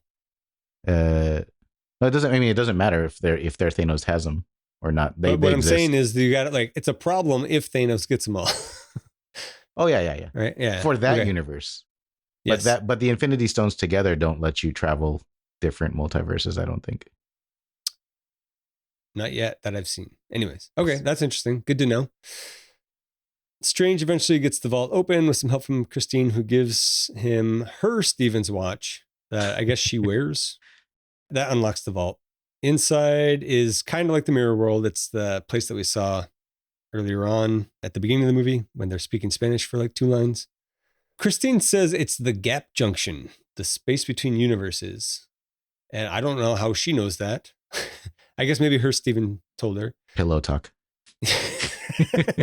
Definitely. Guess what I found today. That is exactly the kind of pillow talk I would expect Stephen Strange to give. Yes, but the like the gap junction, the space between universes, that just like one more reason I hate multiverse stuff. Isn't that just another universe? Why do we have to have these weird things? Space between, maybe I just need to shut the fuck up. Is this conversation having it sync for you? Because you started off with really liking it. No, if anything, like, well, I just told myself to shut up. Like, I think if anything, I'm just like, just go with it. I think if anything, it's going up. Mm-hmm. But this is, like I said, this is one that started low, and every time I watch it, I like it more. I think I'm reaching the asymptote of where it's not really going to go up any higher. Got it. Meaningfully. So, just as Strange gets to the Book of Ashanti, Scarlet Witch jump scare style gets a hold of America Chavez. Good for her for sneaking up for once. In the resulting tussle, the Book of Ashanti gets burned up. That's bad. And Scarlet Witch puppet master style controls America Chavez to make a star portal and throws Doctor Strange and Christine through it. Then she changes it to where her real body is and throws America Chavez through. And then she like undream walks. Other Wanda runs off, presumably back home. Now Doctor Strange and Dr. Christine Palmer have landed in some universe where 2 realities have collided. Mm-hmm. Again, I'm not loving this, but I'm trying to roll with it. The incursion happened. Yeah, it's an incursion in progress. An incursion is happening here. Right. This is where we get the Evil Dead car cameo. So they're walking down the street. I got this in the notes for you. Boom, there it is. Oh. Yep, right in front of them. Yeah. I don't know how you missed that. Well, I guess if you don't, I wasn't looking for it. Yeah. It usually makes an appearance in Sam Raimi films. Like it's that and Bruce Campbell. Was it in any of the Spider-Man movies? Probably. I'd be willing to bet it was. I'm just going to go ahead and say yes, it was. And if I'm wrong, I'll look into it later. If I'm wrong, and say I can't believe it was not in Spider-Man 1 and or 2 and or 3. Like I would expect it to have been like one of the cars that Doc Ock through or something. I want to say Uncle Ben drives it in the first one. Oh, but I'm not sure. If he drives in the first one, it would make sense for it to not be in the second and third. But I mean, it could just be like a car parked on the street or whatever. It's New York City. You're gonna go buy a lot of cars, right? So let's see. Evil Dead car. Strange's plan is to find the other him at the sanctuary in this universe, if it even still exists. This is all pretty cool if I can accept the dumb premise, which I'm starting to. Bad news, though. The other Doctor Strange is not a good guy. He says his universe was normal until he lost. He's got the Darkhold, and 616 Strange wants to go borrow it to get back to his universe. The Darkhold has had some effects on other Doctor Strange, and I very much like his look and his dark demeanor. Is this one the one that everyone calls the Sinister Strange? Yeah, probably. Yeah. That would be fitting. So if, like me, you were wondering what he meant when he said that he lost, it seems to be that he lost his Christine. And then he tried to find a universe where he could be happy with the Christine there, but oops, he did an incursion. And also he has a third eye because of the Darkhold usage, apparently. I guess that's a thing that happens when you use the Darkhold. But it didn't happen to Scarlet Witch, right? No, that's a good point. I was gonna make a joke, Darkhold not even once. Because Doctor Strange just uses it once and he gets that third eye later. Right. Exactly. And Scarlet Witch didn't have it. Or maybe it's because she was powered by the Infinity Stone. I don't know. Well, maybe because she's a witch and they're sorcerers. Maybe. Yeah. Or your Infinity Stone explanation could be it. Anyways, it's not such an inconsistency that I can't move on, probably. At this point, I was starting to get behind this quite a bit more. Until the sorcerer fight, I didn't care for the music notes thing. I thought it was kind of silly. It didn't remind you of Silverhawks with the guy that played the electric guitar and the notes were weapons? No, but that reminds me of Kung Fu Hustle. Oh, yeah. Which it's awesome in that, but I mean, that is a silly movie. This I thought, it's definitely a Sam Raimi thing. I don't know. It went on too long. I didn't like it that much. Not that bad. Yep. So our Doctor Strange, 616 Doctor Strange wins and he gets the Darkhold. And now he's going to dreamwalk into his universe. Which I love how he manages that, by the way, which we'll get to in a second. But he needs Christine to protect him from the souls of the damned, which I don't know how Christine, regular non-sorcerer person, is going to do that. He should have at least had her surrounded by artifacts to use one at a time. Yeah. Did he even tell her what to do at all? Nope. He just said, watch, just keep an eye out. Yeah. So I really do love the idea of this, though. So recall that dreamwalking is when you take control of another version of you in another universe. Yeah. How's he going to do that for his own universe, you might ask? He's going to dreamwalk into the corpse of the dead Doctor Strange that was buried on top of that roof. Dead Ponytail Strange. Yes. And I love it. It's great. And that's why the souls of the damned come for him and why they don't come for Scarlet Witch when she dreamwalks, because apparently he's trespassing on their territory because he dreamwalked into someone dead. Yeah. All very cool, all very well thought out, I thought. Oh, by the way, did you realize that like Ponytail Strange does not have the cloak of levitation? No, I did not. That is interesting. But then like when this Doctor Strange possesses dead Ponytail Strange, he has that super cool cloak that has like just made out of, or I guess he has wings made out of like dead parts or something. He makes it out of the souls of the damned. Yeah. That was super cool. Yeah, it was pretty cool. But that's a great explanation, because I didn't even think about the fact that he normally has the cloak of levitation and would just be able to fly, but because he doesn't have that, he needs to make the wings. Interesting. Okay, we are about to get to that anyway. We cut to Wong waking up on the edge of a cliff, which we all knew that he wasn't dead. Right? No one believed it when he went over. That would have been the lamest ending for him. He deserves to never die. Yes. Love Wong. One of my top favorite characters. He begins his ascent back up to the throne room where Scarlet Witch is slowly trying to extract America Chavez's power. Zombie Doctor Strange is close to the summit now as well, but the souls of the damned have started to interfere. I do have a zombie gripe though. He has like no facial hair as a zombie. Why? And like they even show him when he's dead later on, he's starting to look kind of decomposed. Yeah. He still has the facial hair there. So I don't know why now that he's been dead for like 2 days, he's super rotted and has no facial hair. Maybe souls of the damned don't like it and shaved him beforehand. Maybe. They're like, you look better clean shaven. Yeah.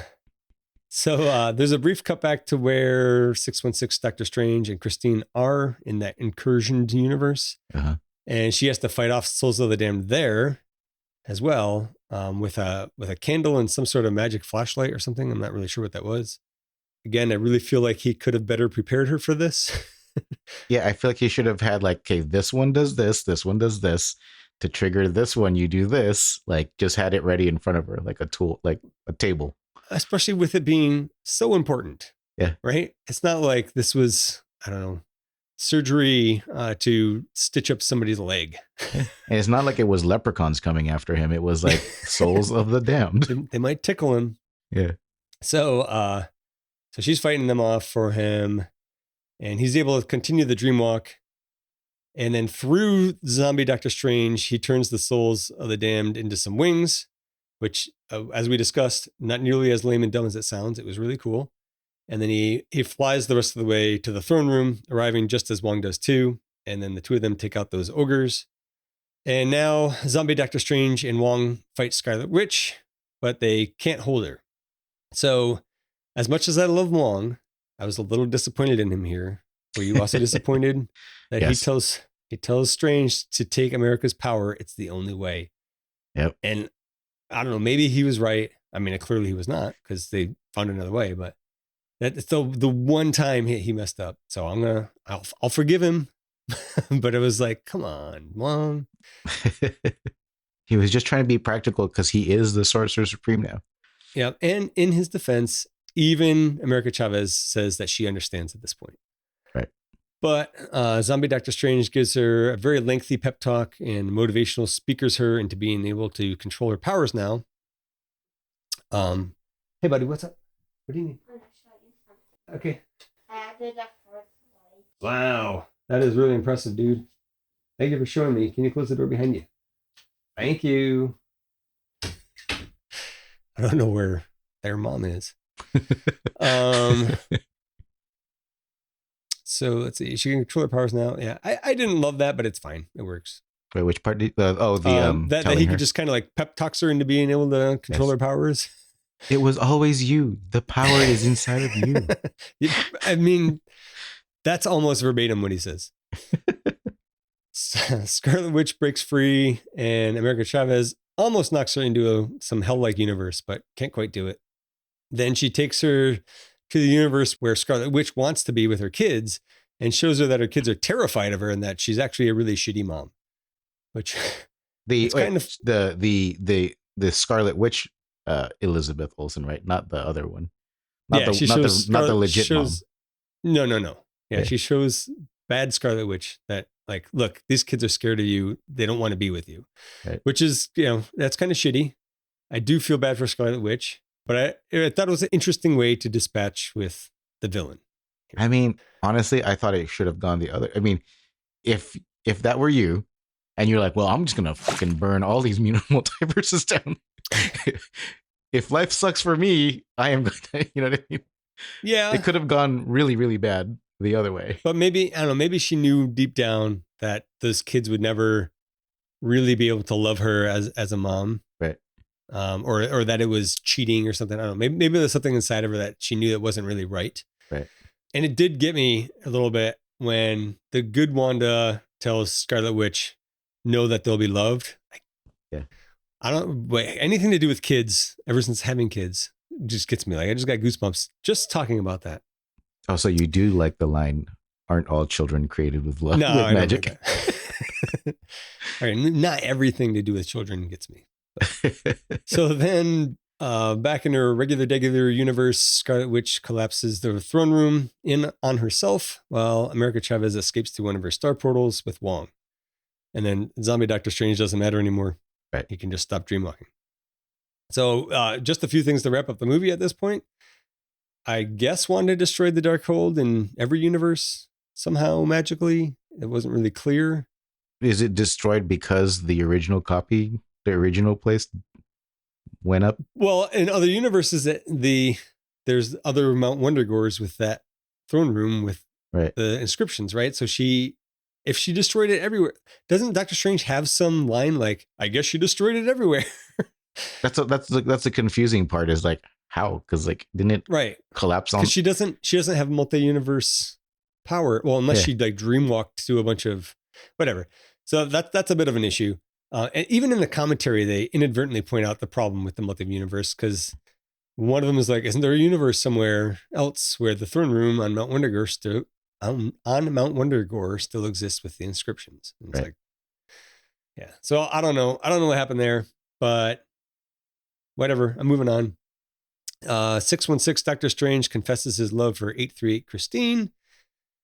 America Chavez comes for both of them and presumably puts Christine back in her universe. I don't know. We don't really see. Seems like that's what she would do. I feel like a more appropriate one would have been like she died battling the shadow monsters. Yeah, what are they called? Souls of the damned. The souls of the damned that she was ill prepared to defend him against.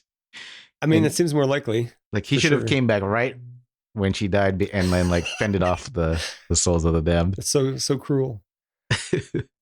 Back at Carmitage, the rebuild is underway, and America Chavez is now training to become a sorcerer. I don't know why she's training to use the sling ring. Why? I mean, she has portal power, right? I mean, arguably that portal is way cooler. Exactly. And nobody can just steal a stupid ring. That's an excellent point. At the New York City Sanctum, Doctor Strange fixes the watch and goes about his day until he has a splitting headache and falls to his knees, and a third eye pops open on his forehead. So I guess the Darkhold did F him up just a bit. I was thinking that I hope that they just retcon that in the next movie and ignore it because I don't like it. But as long as he doesn't open it all the time, yes, it'll be okay. Because I know that they're not going to retcon it because of the mid-credit stinger. Yeah, where Strange is walking down the street like nothing's wrong. His third eye closed apparently, and then Charlize Theron shows up as Clea. Yep, it's his wife at some point in the comics, from what I read. Yep. So yeah, I started looking into this and I gave up. So if you want to riff on who Clea is, go for it. Otherwise, I just love all things Charlize Theron. So I was going to say, suffice it to say, I'm all for more Charlize Theron. Yes, Charlize Theron. Clea wants Strange to come with her to fix an incursion that he caused, and his third eye pops open, and he goes with her through an interdimensional portal that she cut. And I'm not gonna lie, I'd go just about anywhere with Charlize Theron too. Yeah, especially if she has a sword that cuts a portal through reality. Like that looks cool. I'll go with you just on that alone. Don't drop it. So after the credits, we also get a post-credit stinger. It starts with Doctor Strange will return, which I feel like would have made more sense at the end of the mid-credit stinger. And then Pizza Papa has finally stopped beating himself up. And he says, "It's over," staring down the camera, which was kind of funny because it's the end of the movie. In the commentary during the first Pizza Papa scene, they say later on in the movie, you can see the model fork from Army of Darkness in Pizza Papa's cart. So I presume that they meant this post-credit stinger. And yeah, you can totally see it. And I've made a little picture for you. This is another thing I totally missed. Yeah. So on the top, there's the fork. Yeah. Stuck into a sausage or a hot dog or something. And there it is in Army of Darkness. Thought that was a nice little Easter egg. Yeah. That's the kind of Easter egg I like, because never would have seen it, never would have noticed it. Until you look for it, but it's there. Yeah. It's there. I don't like it when it takes you out of the movie. I totally did a search for the Evil Dead car, and I found a GIF that has Spider-Man from 2002 to 2007. Same car was there. Evil Dead was there. Oz the Great and Powerful, the car was there. Darkman, the car was there. Nice. The Gift and Drag Me to Hell was big. The car was in both of them. I knew it was in Drag Me to Hell, and I think I remember it in The Gift as well. I haven't seen that in a long time. Yeah, I was like, wow, he really does put it in everything. That's awesome. Let's see. Also in the deleted scenes, there's an extended version of this post-credit scene where he says, "Doctor Strange has not seen the last of Pizza Papa," which it would have been fine to leave it in, but then you don't really get the intended pun of it ending when he says, "It's over." Yes. All right. That would bring us to changes. Do you want to go first? Yeah, let me see. Did you explain more on you not thinking that Scarlet Witch shouldn't have even been in the movie? Women don't even belong in movies or something like that? Yeah, I feel like... You didn't hear what I said, did you? Go ahead, sorry. Go ahead. You said women don't even belong in movies. Oh, no. I like Elizabeth Olsen too much. And I do like the new America Chavez person. Yeah. But I think, oddly enough, I feel like I would have liked this better if they had left her out, because the whole thing with her going insane all of a sudden and then being normal and then being insane because of her kids, I don't know. I wasn't really a fan of it. I Darkhold. feel like it would have been it would have been better if like that sinister Doctor Strange had gotten he'd gotten the Darkhold, saw America Chavez, and it became a battle between sinister Doctor Strange versus this Doctor Strange. It could have worked. Like I mean that would have been a pretty cool I think fight.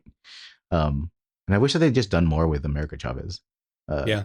They need to bring her back for something. Yeah, I don't get her power, and because I mean, I guess now she can control teleporting from different multiverses. But yeah, I mean, there's only one of her, so I guess you don't have to run into like all the craziness with like multiple versions of her running around. What do you do with that power? I wonder if they're going to bring her back for those new Avengers movies. Yeah. So because I was wondering, like, does she end up bringing a bunch of the younger superheroes together, and then they just jump into different multiverses, fixing things? Yeah, maybe. Yeah, I was going to ask you. I was like, there's some young Avengers or something like that kind of thing playing. There's an Exiles comic book where they do kind of that, but it's mostly X-Men type people. But I just don't know if they're going to ever do that with. I don't know what they have planned with the America Chavez character. I also wanted to say, what did I want to say about her? You were like, what else can she do besides make star portals? She's strong. I was saying she was kicking Scarlet Witch's ass at the end. Like, I feel like that was told with actions rather than words, and I'm fine with it. I was like, okay, whatever. I'm not going to question somebody who can create interdimensional portals. Like, but why would they also be strong? Right. And this is Wanda, who also held off Thanos was totally beating Thanos up until he ordered the missile launch on everybody. Right. I wonder, oh man, you know what I really would like to see at some point is in more detail, what is America Chavez's origin? We know like how she got there, right? She got scared and accidentally zapped her parents away. Yeah. But like, why is she so powerful? That would be interesting to know. Or even like, what universe is she from? Yeah. You got other changes? I already alluded to it earlier. I would like let Mordo fight in the Illuminati scene. Yeah. I still don't get why he was just sitting there babysitting Doctor Strange, who already was like kind of incapacitated and didn't have access to his powers. Okay. And he kept on saying, "Oh, when my friends get here." Dude, you can listen. Just listen in the other room. They're getting their asses worked. And he was just like, well, they're going to get here any moment now. And then I'm going to make the vote. Just like, I was like, are you just not paying attention? Up on the vote? Yeah. Remember, because he was just so obsessed with like, I'm going to cast my vote now. And it's just like, dude, your friends are all dead. It doesn't matter. Well, so his vote counts even more now. Yeah. Yeah. So those are my big changes. Okay. I'm going to actually not propose a change. I was going to say, it'd be controversial, but don't have Sam Raimi direct. I think I've come around on it. I think it's fine. I would have liked him to tone it down a little bit here and there so I wasn't taken out of the movie. Mm-hmm. But I think I finally have accepted that. I wish they would have leaned into the Spanish speaking part in the beginning where just have the whole opening scene be in Spanish. It's fine. There was no need to have it in the rest of the movie. Like people would have been okay. Yeah. I kind of wish they would have left out the dreams are other universes stuff. I definitely wanted them to leave out the Impossible Universe cameos. And I wish Captain Carter had lived and was more involved. That would have been really cool. I always liked Peggy Carter's character. I really like Haley Atwell.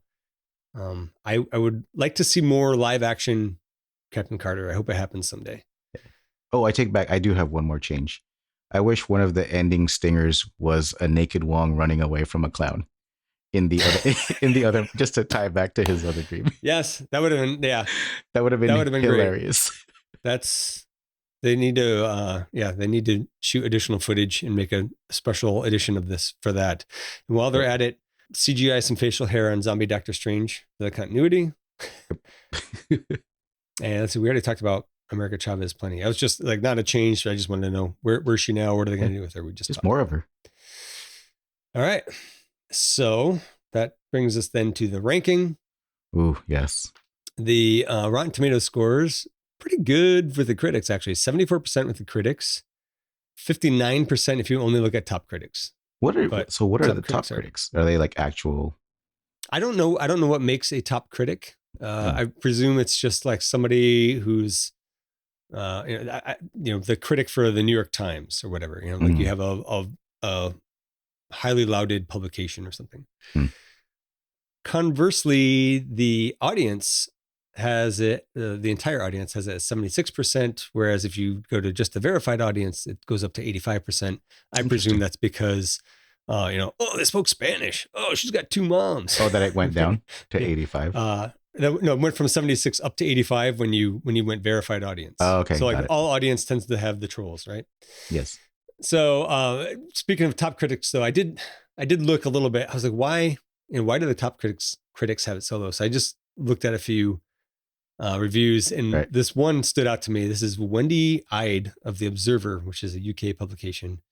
And she says, this film requires an encyclopedic knowledge of Marvel minutiae and world-class cross-referencing skills to fully work. And who outside the diehard fan base has the bandwidth for that level of commitment? Did she watch the same movie? I don't think so, yeah. Literally anything you could possibly need to know was recapped for the plebs.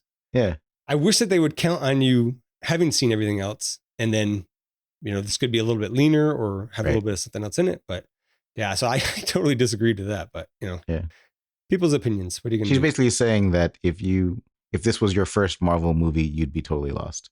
Yes. I'm guessing this was her first Marvel movie. Is it her first review too? No, she's a top critic. Oh. I didn't really dig into the audience reviews too much, but there was one that made me chuckle. It was a bad review that said that their favorite side character was Doctor Strange. Wait, how is that possible? There were like 3 different Doctor Stranges in here. So I wasn't even sure what the joke was, but either way, it was funny. Like, was the joke that it wasn't about Doctor Strange, it was more about these other characters? Or was the joke that there's so many Doctor Stranges, one of them is a side character, right? Either way it works. Yeah. I thought it was good. But there was like 1 star. So as far as my review, you go first here. Okay. I have mixed feelings on Wanda actually being the Scarlet Witch now. Mm-hmm. On one hand, it's super cool. She is a great villain, great motive, super powerful. I like her a lot, but I don't like that she has turned evil because I really liked her as a good guy. Yeah, same. And I'm also bummed that she might be done with the MCU, but I guess that remains to be seen. Furthermore, I feel like I feel like I should have more sympathy for her character because it is about her wanting to be with her kids, but it's just not there for some reason. And I don't know if it's because her character does not really have children. And she's like trying to steal these other kids, whatever. So, but that's a me problem. But in general, I like it better with each rewatch, and I will pause there other than to say, do you want me to say what I just gave it away. What I tier? think it's C tier. I think it's solidly C tier. Okay. And then I'll let you talk for a bit. No, I do think it's in the C tier. Where it is in the C tier, I'm still kind of struggling with. So I'm curious about your thoughts there. But to your point about the whole motherhood thing, it's not like she had kids and then they blew up somewhere because of like an asteroid fell on them or something. Right. And she's just haunted by these memories of kids she never had, that kids she had, right? And the kids that she had breastfed, kids that she had taught how to ride a bike and everything and schooled them on how to use their powers. Like she has none of that. And so she just has like these so I'm kind memories of like, of fake kids. That's why I have a hard time with the whole heel turn and turning into like a bad guy. Yeah. It seems super forced. Okay. So it's not just me. Yeah. But anyway, C tier. I do agree with you. Okay. All right. I'm just curious where in the C tier you have her. So the C tier from bottom to top, 22 up to 17, we have Spider-Man Far From Home, Doctor Strange, Ant-Man, Incredible Hulk, Eternals, and Black Widow. I do like it better than the first Doctor Strange. I think for sure. I'm reasonably sure that I like it better than Ant-Man. And I know that I like it better than Incredible Hulk. I was waiting for you to get to this one. Yes. That's going to happen anytime we're in the C tier, I think. Yes. So for me, I don't think I like it more than Eternals or Black Widow, though. Okay. So for me, it would be new number 19 and bumping down Incredible Hulk. That's my proposed new number 19 and bumping. Okay. Position. Okay. So I feel like I inadvertently forced your hand there because of where I put Incredible Hulk. Well, you can argue for it to be new number 20 and then we can fight for it. But no, I definitely don't think the Incredible Hulk is better than it.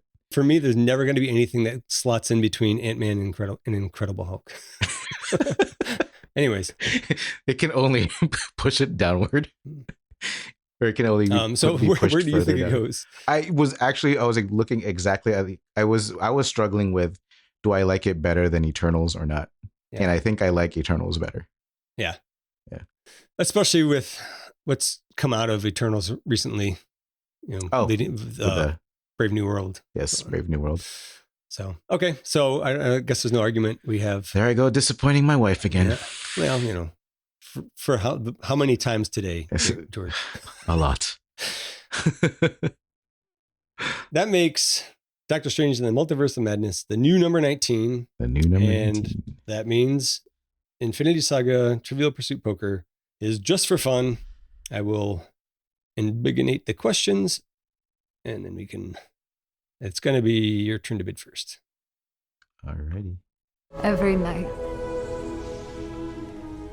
the same dream. And every morning, the same nightmare. Okay, it is your turn to bid first. I think I know 4 for sure, possibly 5. So maybe I'll go with 5. And be ballsy. Nice. Yes. All right. I should know 3 for sure. We'll get to them. There's one of them where I'm like, I can't think of it. And it's really bothering me. So I'm going to let you answer. And you have bid 5. I guess even if I bid 4, I would have had to answer then. Yes, but it's good to show off when it doesn't matter. So I'm proud of you. True. What activates the time loop Doctor Strange places on himself in the dark dimension? I got to find the answers. Hang on. Although I know that one. Yes. You can go ahead and answer it while I'm looking for the answers. Getting killed by Dormammu. Oh, maybe I did not have it right. You are correct. His death. I was thinking the Time Stone or the Eye of Agamotto, but activates the time. I misunderstood the question. Classic ADHD behavior. It's one of my favorite scenes. Yeah. So the answer, his death. That is correct. Very good. You have won. I mean, ONE won. You didn't win yet. What Red Room training does Natasha first see while under Wanda Maximoff's mind control? I want to say ballet. Yes. That was also my guess. Yeah. I was like, I guess that's Red Room training. That's the only thing I remember. It's like, I want to say it was ballet, but that doesn't seem that assassin-y. Yeah. Oh, so that was the answer? Yeah. Okay, ballet. Cool. I was like, the only thing I remember from that whole thing was the ballet thing. And I was like, couldn't remember if there was something else. Nope, you nailed it. What protocol does General Dreykov only enact for top priority missions? This one I don't know. I totally forgot. I also did not know it, and knowing the answer now, I'm kicking myself. The Taskmaster protocol. Ew. Got it. Basically calling in Taskmaster. Yes. Yep. Makes sense now that you hear the answer. Yeah. What jewels is Agent Ross offering Clow in exchange for the vibranium artifact? Diamonds. That is correct. I did not know that one.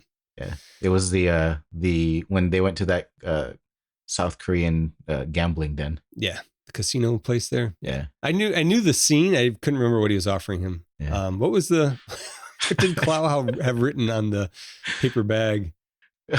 Oh, I forget. I was thinking about the how he hid it in his pants. Yes. Maybe that's what it was. That was funny. Yeah. Anyways, what empire destroyed the Skrull homeworld? The Kree. That is correct. That was the one I was like, I can't think of the name of it. I was like, the blue people. So sorry. So you got 1, 2, 3, 4 so far. So you got to get one more. Yes. What stolen item? You're going to get it. What stolen item does Obadiah Stane use to power the Ironmonger armor? At first, I was at a loss, and I wrote the Iron Man power core thingy in his chest, but it's called the arc reactor. Can you be more specific? The arc reactor? The first Tony arc reactor? Stark's the second arc reactor.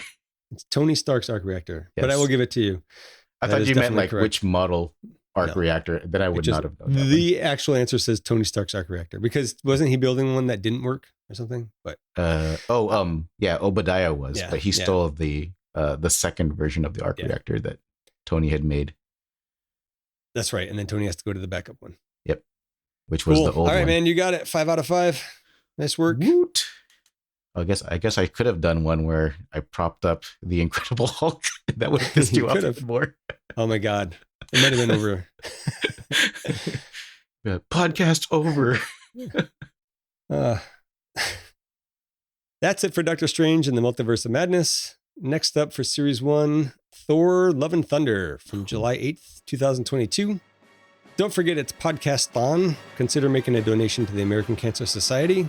There's a link in the show notes. There should be, if I remember to put it there. If you want to contact us, you can email us at absolutelythebestpodcast@gmail.com. Join our Discord. There's a link in the show notes. And we also have some links there to our socials and some ways that you can help support the show. Please leave us a review. Please help us spread the word. Tell your multiverse friends. Tell your multiverse grandma. And tell your multiverse friends' grandma. Thank you for listening, and have a great day. Bye-bye. Absolutely the Best Podcast is a production of Audio Johnny, a subsidy of Corporation Johnny. Corporation Johnny. If it exists, we own it.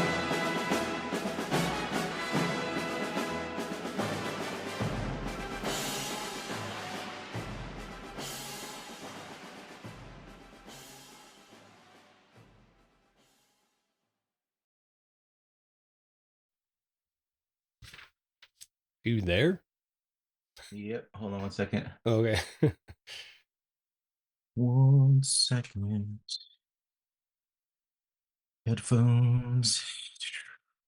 Scarlet. I feel like there's going to be some crazy reveal here in a second. Crazy what? Reveal. Oh, what do you? Oh, you mean for me? Yeah, because you were off camera for so long. Let me put focus time on so people don't message me or anything. Fantastic idea. Do not disturb. Audacity. Oh, Zoom's already up. Oh yeah, I don't need mail.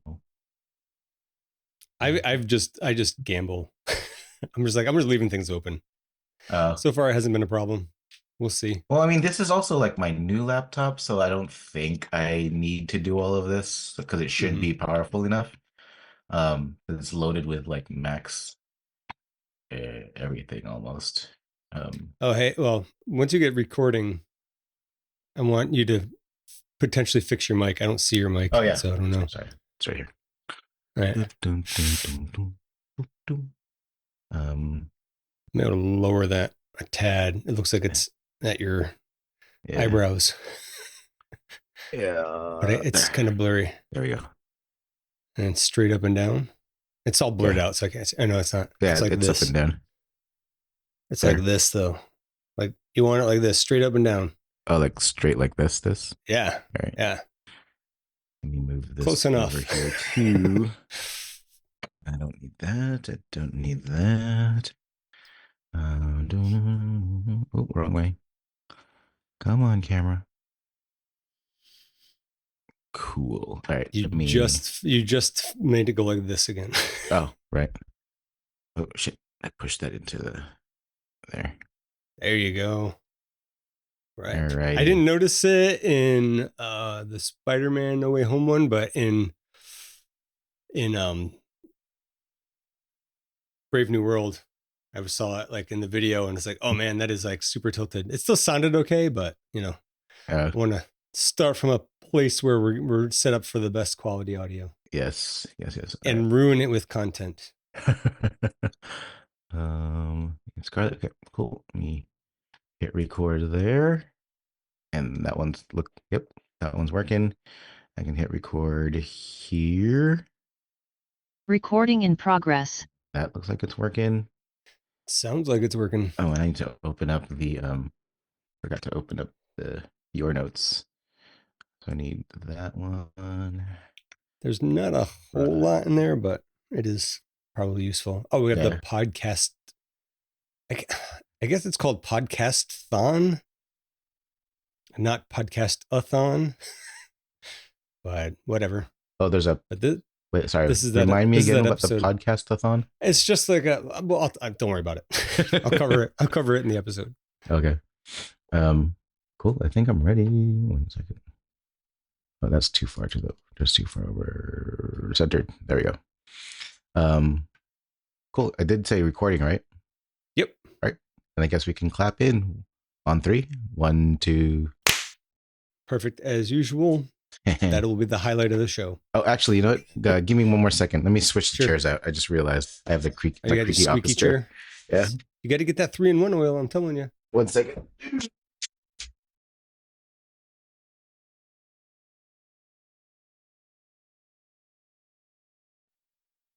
Sorry about that. Yeah, no problem.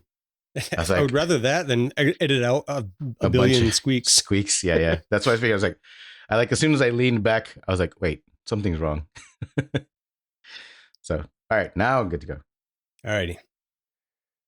Welcome back. Who's that? I don't know. Welcome back. I got to start without laughing. Welcome back to Absolutely the Best Podcast, a work in progress. I'm Zach, and with me today is my good friend George.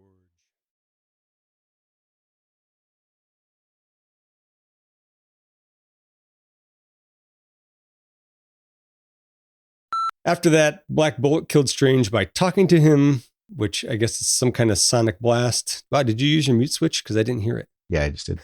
Fantastic. Black Bolt kills Strange by talking to him.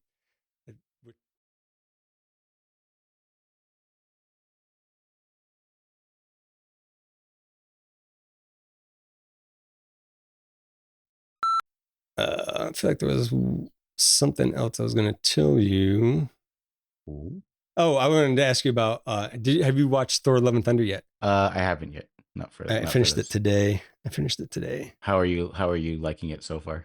Or how are you liking the rewatch? I kind of love it. Oh, you loved it. Interesting. I kept wanting to bring it up. Yeah. In this one, because it's the sympathetic character. He lost his, the beginning of the movie, he lost his kid. And I'm like, I am fully in on this. Now it falters at a few points throughout the movie, but I like it. I'm high on it. I'm interested to see what you think, but I guess we'll find out in 2 weeks. Yeah. I still need to rewatch with the director's cut, or commentary, which I don't know if I'll be able to do because the last one, the Thor Ragnarok one, I found him to be too annoying and I couldn't listen to it. I'm worried because I remember being so excited for it because the trailer was so funny, especially with the part where Chris Hemsworth was like talking and then he was inserting himself into Chris Hemsworth's vision. I don't know if you remember when he was like, no, he was talking about how like it's the family and the people that you love, and he's looking at the Guardians of the Galaxy, and then Chris Hemsworth is like, Chris Pratt, yeah. Chris, yes, yeah, that's great. Yeah. So that definitely still held up. There was a lot of comedy at the beginning where I was like, I don't think this is as funny as A, I remember, or B, what's his name, Taika Waititi thinks it is. Yeah. But there's that movie, there's several parts throughout where I'm just like almost in tears. It's really good, and it's one that people fucking hate. Yeah. And I'm like, well, that's what I'm worried about. I'm worried about. I think between No Way Home and Love and Thunder, we're going to lose all of our subscribers. Because I did not like the Spider-Man one, and I love this Thor one. So we'll see what happens. It is. I mean, it is funny because I think in the course of our discussion around No Way Home, it just kept on falling further and further down for me. So I'm curious about this one because I do know I have mixed feelings about Love and Thunder, and then like there's like a scene where the kids all of a sudden have Thor's power. And yes. I'm like, will I like that? Will I like that one this time around, or will I like? Or what's it sounds happen? lame. It sounds lame, but man, it worked for me. Yeah. It was good. Even the cancer angle, I was loving Natalie Portman. Yeah. And that whole thing. Yeah. So I don't know. I think that's gonna be a good discussion. I'm psyched for that one. All right. But that's in 2 weeks. You got time. All right. See you, man. All right, dude. I'll catch you next time. See ya.